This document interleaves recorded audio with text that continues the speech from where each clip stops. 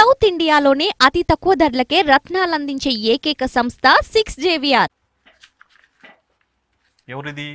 జగన్మోహన్ రెడ్డి గారితో. సో ఈ ఫోటో చూసిన తర్వాత మీరు జగన్మోహన్ రెడ్డి గారి కోవర్తో అని లేకపోతే ఆయన కోసం పనిచేస్తున్నారని అనుకుంటారు కదా?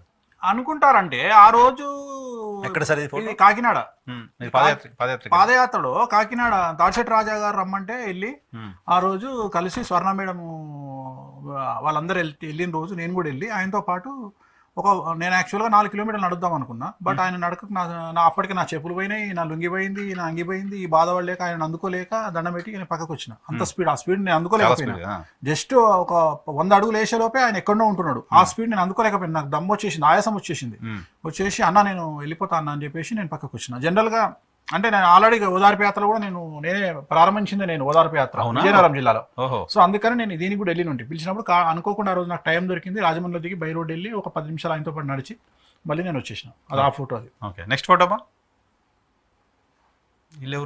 ఇది క్రికెటర్ అండి, న్యూజిలాండ్ క్రికెటర్స్. ఇది ఆస్ట్రేలియాలో న్యూజిలాండ్ క్రికెటర్. ఇవన్నీ మామూలుగా ట్రోల్ అవుతుంటాయి కదా సోషల్ మీడియాలో, అవి ఇవి. రైట్. నెక్స్ట్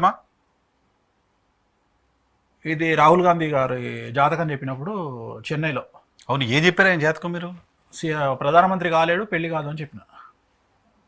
ప్రధానమంత్రి కాలేడా ఆయన? ఒకవేళ పార్టీ కాంగ్రెస్ రూలింగ్లోకి వచ్చినా వచ్చినా ఆయన ప్రధానమంత్రి కాడు అని చెప్పిన.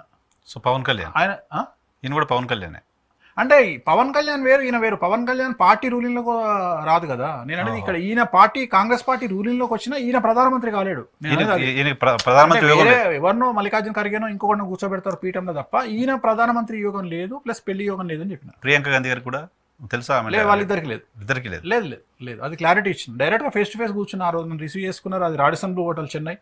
డైరెక్ట్ ఎంట్రీనే అది. అక్కడ ఆశీర్వచనం కాగానే డైరెక్ట్ రూమ్ లోకి తీసుకుపోయి కూర్చోబెట్టారు, మాట్లాడారు, చాలాసేపు మాట్లాడారు. నోవే.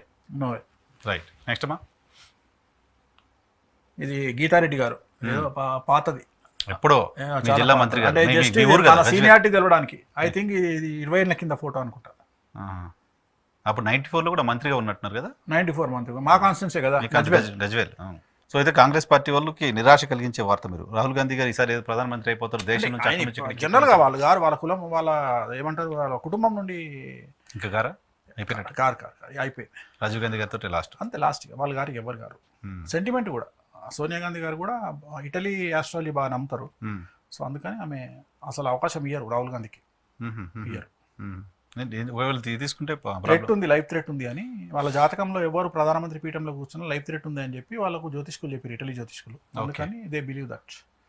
అందుకని రానియరు ఆమెను, ఎవరిని రానియరు పీఠంలో కూర్చో. ఒకవేళ వచ్చినా గవర్నమెంట్ వేరే వాళ్ళు కూర్చుంటారు, మల్లికార్జున ఖర్గేనో ఇంకో థర్డ్ పర్సన్ ఇంకో కూర్చుంటారు, కానీ వీళ్ళనైతే కూర్చోబెట్టారు. ఇప్పుడు తెలుగుదేశం పార్టీ మిమ్మల్ని టార్గెట్ చేయడం వెనక రీజన్ ఈ ఆస్ట్రాలజీ చెప్పడం ఒకటేనా సార్? వేరే ఏమన్నా వాళ్ళతో? ఏం లేదు, వేరే ఏం లేదు, ఓన్లీ ఆస్ట్రాలజీ. ఎందుకంటే మీరు ఇంతకుముందు వీడియోస్ చూస్తే చంద్రబాబు నాయుడు గారితో చాలా దగ్గరగా ఉన్నారు, క్లోజ్ గా ఉన్నారు, ఆశీర్వదించారు, బాలకృష్ణ గారి దగ్గర. తెలుగుదేశంలో చాలా మంది, నాకు చాలా సన్నిహితులు చాలా మంది ఉన్నారు, నాకు చాలా మంది ఉన్నారు. మన కమ్మపాటి రామ్మోహన్ రావు గారు కానీ చాలా మంది ఉన్నారు. బట్ అందరూ క్లోజ్ ఉంటారు. బట్ చాలా మంది బిలీవింగ్ విషయానికి వచ్చే వరకు కొంతమంది బిలీవ్ చేయరు, మనం చెప్పింది ఎగనెస్ట్ అనుకుంటారు. అట్లా చాలా మంది నాతో నమ్మొచ్చు నమ్మకపోవచ్చు, కానీ మీరు చెప్పే మాట వల్ల వాళ్ళకి పొలిటికల్ గా డ్యామేజ్ జరుగుతున్నప్పుడు లోపల హట్టింగ్ గా ఉంటుంది. మరి హట్టింగ్ గా ఉంటామంటే మరి నేనేం చేయాలి? నా ప్రొఫెషన్ ఇది కదా.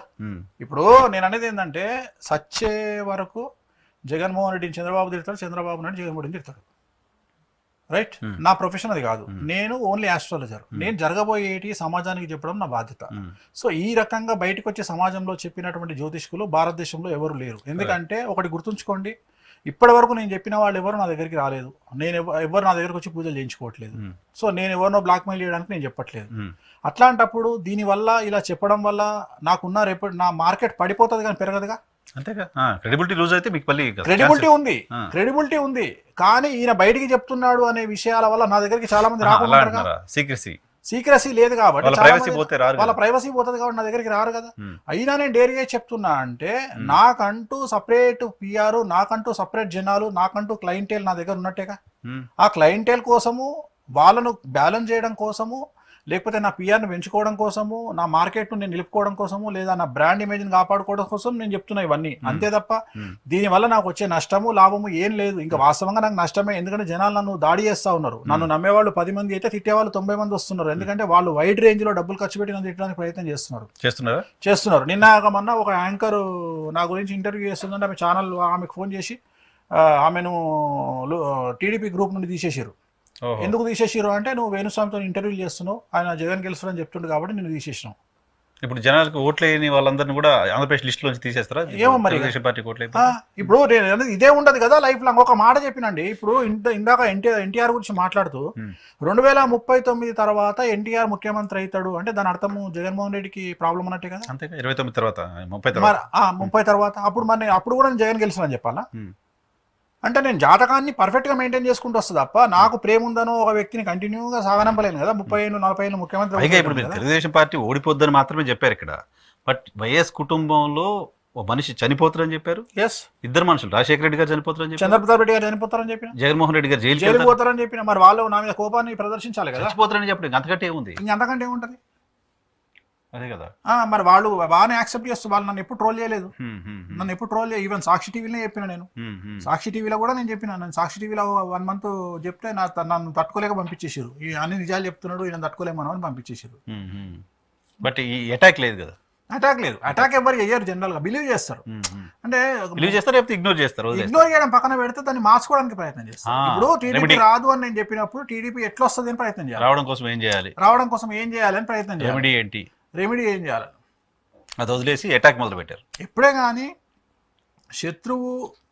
శత్రువు గురించి మనం చెప్పినప్పుడు శత్రువు నుండి పాఠాలు నేర్చుకొని మనం ఈజీగా గెలవడానికి అవకాశం ఉంటుంది. కరెక్ట్. కానీ శత్రువు గురించి బలాబలాలు చెప్పినప్పుడు శత్రువు బలాబలాలు చెప్పినవాడు నీకు మిత్రువు. నేను జగన్ గురించి మాట్లాడుతున్నా అంటే ఇండైరెక్ట్ గా నేను టీడీపీకి మిత్రున్నే. ఎందుకంటే జగన్ గెలుస్తాడు అని నేను చెప్తున్నాను, దాని అర్థం ఏంటంటే నువ్వు జాగ్రత్త పడు అని చెప్తున్నా. అసలు నేను అలర్ట్ చేస్తున్నా అంటే నేను నీకు మిత్రుని లాంటి. నువ్వు అప్పుడేం చేయాలి? నీ శత్రువు బలాబలాలు ఏంది, నీ బలాబలాలు ఏంది సమీక్షించుకొని నువ్వు ఆయన ఎట్లా దెబ్బ కొట్టాలో ఆలోచించాలి. అదొదిలి పెట్టి నేను చెప్పిన నా మీద దాడి చేస్తే ఉరుమురి మంగళం మీద పడ్డట్టు ఉంటది. అదేదో సినిమాలో వాడు అంటాడు, బాగానే ఉంది మీరు విలను హీరో కొట్టుకొని కామెడీ మీద పడ్డట్టున్నది అన్నట్టు నా మీద పడతారు.